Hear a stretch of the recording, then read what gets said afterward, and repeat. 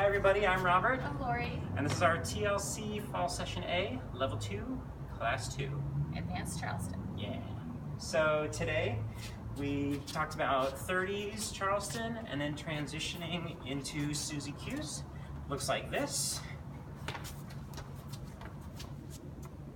Yeah, so it's a fun move. Basically the way that this works is, first of all, let's just do Susie Q's. So Susie Q's are a pretty standard move. You see them a lot in side-by-side Charleston or 30s Charleston. And if you do the leader's footwork, you're going to start with the left foot. So the left foot just comes in front, and then you open apart, and then in front, open, in front, open. Lori's out of room. If you want to style it, then when your feet come together, point your toes in, and then point them out when you step out. So ba, ba, ba. And for the follows, it's just with the right foot. We're always starting with the right foot. So cross in front, out, cross in front, out, cross in front, out. Yeah. And you can just step side to side if that's easier on your legs, your knees, or what have you. Yeah. No one's going to look at your feet. It's just your chance to do whatever's comfortable. So when you put that together, if we just sort of ignore the lead up, by doing our halves, we're mirroring each other, right? So it's do, da, do, da, do, da. It's kind of fun. So the way to get into this move is your normal Charleston on the 4, I come forward, right? Rock, step, forward, 5, 6, 7, back, right? Forward, back. So what I want to do instead is, first of all, I need to create space. I do that on the 3, so it's 1, 2, 3, and I move my hand on to Lori's side. And then the 4 is I actually fall back instead of going forward.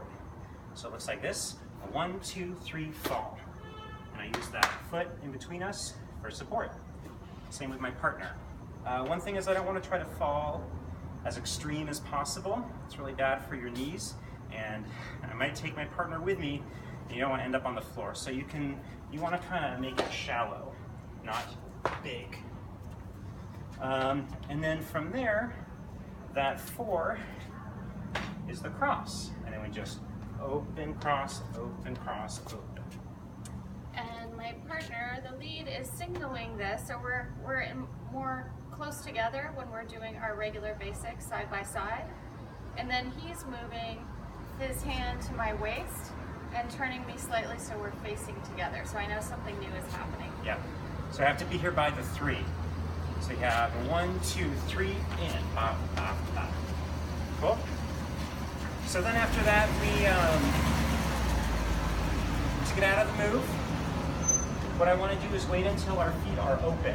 So if we cross, you have, bop, bop, you have cross, open, open, open. Any of those opens is an opportunity to do a hold, and I tend to stand up more upright. And then from there, you just are holding, and then you can do a rock step into whatever. So if you want to see what that looks like, you have basic, shoot, bot up, and then a rock step, open in, and hold, a rock step, a triple, triple, do, bop, bop. But that hold, when you come in, bop, bop, bop, bop, bop, hold, from here I can lead anything. Rock step, triple, triple, and Charleston, do, ba, da, ba, da, ba. Okay? So, yeah, it's a fun move, very versatile. From here we talked a little bit about hacksaws. Hacksaws, oh look, I like this. 1, 2, and switch. 1, 2, 3, and switch. 1, 2, 3, and switch. So they're pretty fun. There's a certain pattern we do to keep safe. So whenever you're starting a hacksaw lead, you always go back with your left foot. And follows with your right, going forward. Yeah. And that way we both know, we're not going to accidentally kick each other. So it's always back for leads or forward for follows, and then you just switch. 3 pumps each side. 2, 3, switch. 1, 2, 3, switch. So for leads and follows, your left foot is always back, and your right foot is always forward. And to counterbalance, you're going to want your arms, they will consistently be going in or out. So when you're pumping forward with your right foot, your right arm is coming in. And when you're pumping back with your left foot, your left arm is extending out. Yeah. So you'll notice, even though our arms and our feet are always in opposition, since our feet are always lined up the same way, our arms are always doing the same motion no matter what. So you can see, 1, 2, 3, the arms are the same. 1, 2, 3, and again. 1, 2, 3, and do. Cool. And just remember, follows, allow your arms to be moved because you really do want that counterbalance so you can stay upright. Keep your elbows in. And I do recommend that you lean a little bit. It's going to look better, and it's also going to make it easier for you to balance, because if you're trying to do this stuff totally upright,